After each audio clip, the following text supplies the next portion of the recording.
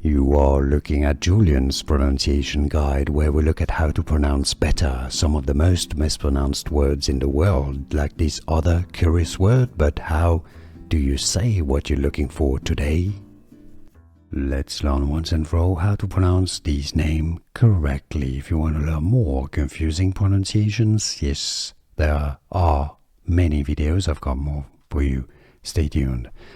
There are two different pronunciations. If you're looking for the city, the name of the city in Tasmania, it's pronounced Launceston, the fifth largest inland city. Launceston, Tasmania. Now, there's a city in England, in Cornwall, in England, in the UK, pronounced Launceston, right? So you have two different pronunciations, Launceston, if it's Tasmania, or Launceston, Cornwall.